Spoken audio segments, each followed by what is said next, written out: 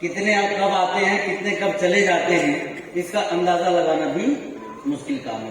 तो मैं एक चीज आप सभी लोगों से कहना चाहता हूं कि आज जो इस प्रांगण में हम सारे के सारे लोग बैठे हुए हैं, यहां पे आ जाना कोई छोटी मोटी घटना हमारी जिंदगी की नहीं है।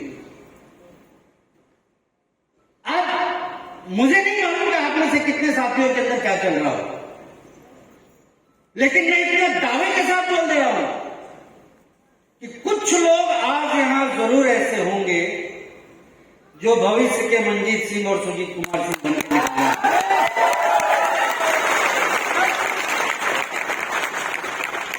हाँ, इतना जरूर बोलूंगा कि वो हैं कौन ये मुझे पता नहीं है, नहीं, लेकिन इतना जरूर है कि आप में से कोई ना कोई वो हैं। वो कौन है वो मैं नहीं तय कर सकता, ये हमारे सामने बैठे सीनियर साथी तय नहीं कर सकते, कंपनी के हमारे कोई कर्मचारी तय नहीं कर सकते, आपके परिवार का कोई सदस्य तय नहीं कर सकता, आपके माता पिता पुत्र भाई बहन कोई तय नहीं कर सकते। ये बात कोई तय कर सकता है कि भविष्य का डायमंड कौन होना है, तो वो आप में से बैठे कुछ लोग ही तय कर सकते हैं, दूसरा कोई तय नहीं कर सकता। ये कहानी मैंने अपनी जिंदगी की शुरुआती दिनों में सुनी थी, बहुत ही ज्यादा मोटिवेट करने वाली वो स्टोरी थी। मुझे लगता है कि Samaresh sir, Manjeet sir, विलोचन sir, सारे लोग उस कहानी को सुने होंगे। मैं याद दिलवा देना चाहता हूं, आप में से बहुतों ने सुना होगा।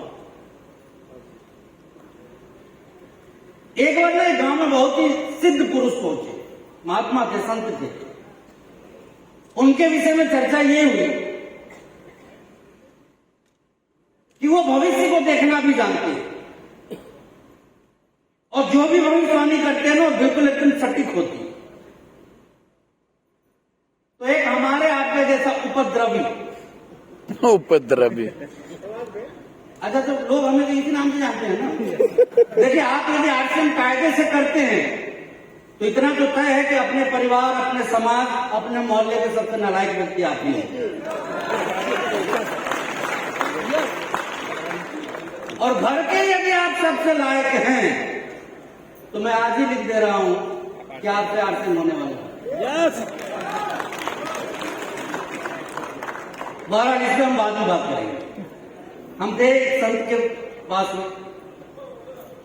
बहुत जानकार, बहुत अनुभवी, भविष्य को समझने वाले, भविष्य को जानने वाले हमारे आपके जैसे उपद्रवी पहुंचा कि आज इनको गलत साबित करते हैं। उसने क्या किया, एक चिड़िया को पकड़ लिया।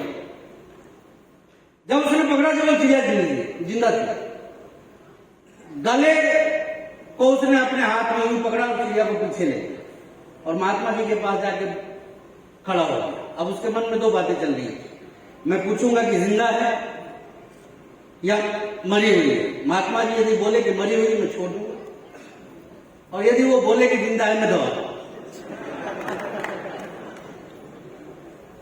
जब भी तो मैंने कहा कि हमारे आपका जैसा उपद्रवी होगा। वो खड़ा हुआ संत महात्मा जी के सामने और उसने पूछा कि महात्मा जी, मैं आपकी शक्ति को तब मानने को तैयार होऊंगा जब आप मुझे ये बता पाएंगे मेरे हाथ में जो चिड़िया है वो जिंदा है या मरी है।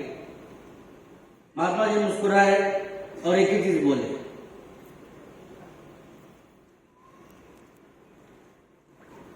कि इस सवाल का जवाब मेरे पास नहीं, तुम्हारे ही पास है।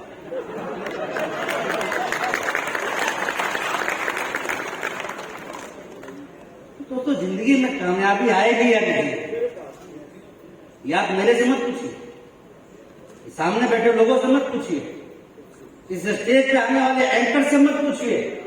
पूछना है किसी से तो अपने आप से पूछिए कि हम हो पाएंगे या नहीं।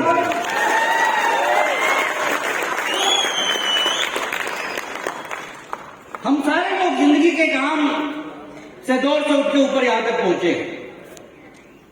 हम में से किसी का भी अतीत बहुत बेहतर नहीं रहा है, बल्कि मैं तो कई बार मानता हूं कि शायद थोड़ा बेहतर होता तो मैं आज इस पोजीशन पे नहीं हूं, क्योंकि तब ना जरूरत महसूस होती, ना चाहत बनती, ना सपने तैयार हो पाते कि मुझे इस बिजनेस में कुछ बड़ा करना है। मैं अपने आप को बड़ा ही किस्मत वाला मानता हूं इस मामले में कि बड़े सही समय पे ये बिजनेस मेरे समझ में आता है। क्योंकि कई बार मैं सेमिनार में भी बोलता हूं कि 80, 50, 90 साल वालों को समझ में नहीं आता। मेरे समझ में 19 साल में ही आ गई ये बात, मेरे माता पिता के समझ में नहीं आई ये बात, रिश्तेदारों के समझ में नहीं है और मेरे समझ में आ गई ये बात, तो मेरे लिए तो किस्मत जैसी बात है ना ये।